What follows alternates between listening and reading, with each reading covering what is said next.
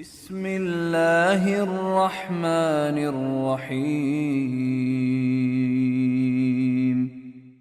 أرأيت الذي يكذب بالدين فذلك الذي يدع اليتيم ولا يحض على طعام المسكين فويل للمصلين الذين هم عن صلاتهم ساهون الذين هم يراءون